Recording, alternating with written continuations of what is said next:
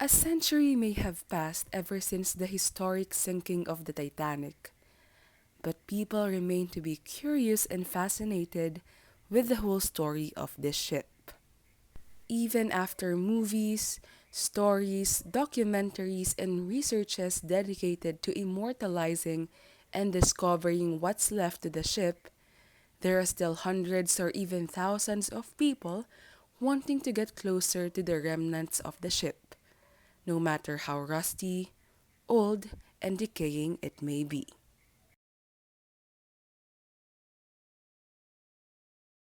Backtracking the story of the Titanic, it was on April 15, 1912, when the luxurious and gigantic ship hit an iceberg off the coast of Newfoundland in the North Atlantic, causing it to sink. This was only 5 days after its departure from Southampton, England on April 10, which was originally set to sail for New York. With 2,240 passengers and crews on board, more than 1,500 lost their lives, which left their families and millions of others heartbroken.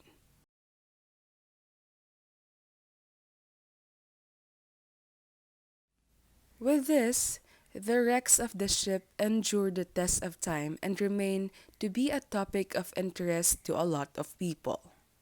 In fact, it was just last week when five people spent $250,000 for an exclusive dive to the wreck, which was located 12,500 feet or 3,800 meters below the ocean.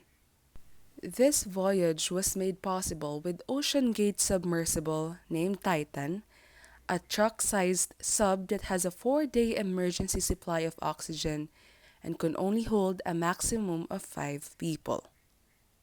Titan is also the only one of three submersibles Ocean Gate owns that can reach where the Titanic wreckage is located.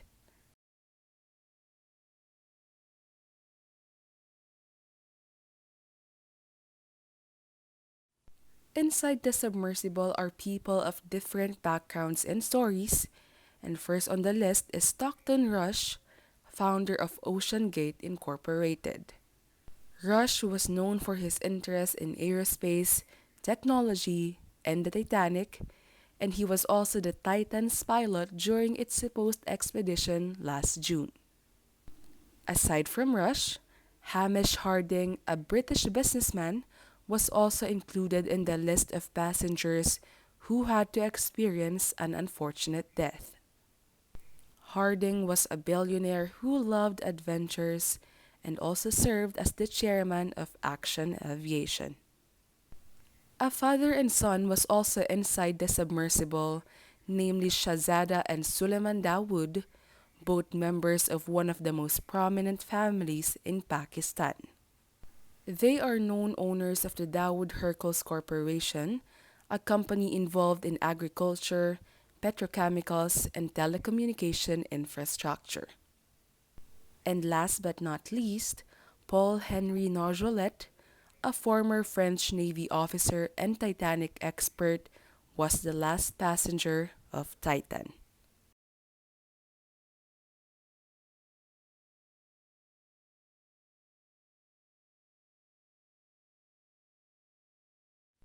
Now, what was supposed to be an adventure that would answer hundreds of questions running through the minds of these passengers turned out to be a catastrophe when the submersible lost communication and tracking. This happened only an hour and a half after they began submerging into the ocean floor. Because they can no longer be talked to or located, people were left hoping that they were just lost but still alive, maybe stuck somewhere near the ship or somewhere between those lines. Some were also saying that they may be floating somewhere in the vast ocean as they are sealed inside the submersible by bolts, which means that there is no way for them to escape the vessel.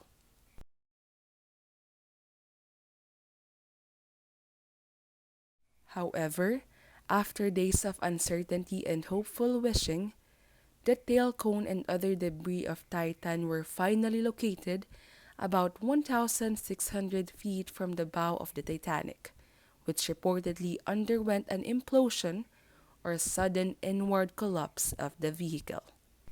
Along with this unexpected implosion is the unfortunate death of all the passengers who wanted nothing but to see what's left of the Titanic. This leaves people with 100 questions. What went wrong? Who is to blame? Could this unfortunate event have been avoided? And should the Titanic still be open to public viewing?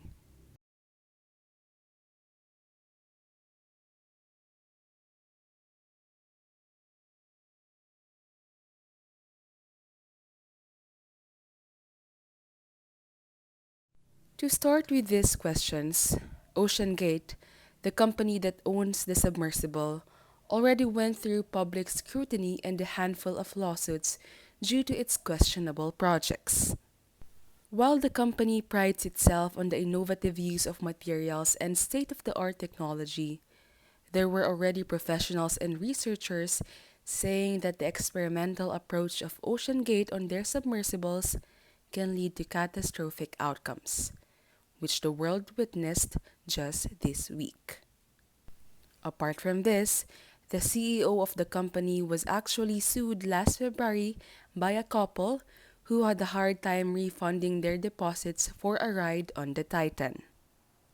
The expedition to the Titanic was reportedly canceled twice, once because of lack of necessary certification and another one due to equipment failure.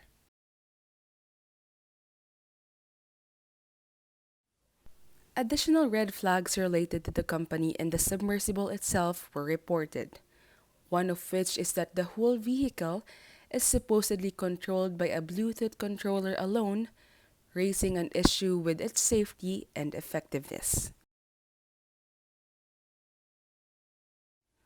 As of the moment, additional information and reports are still yet to be released regarding what truly happened to the Titan and why it had to go through such gruesome circumstances.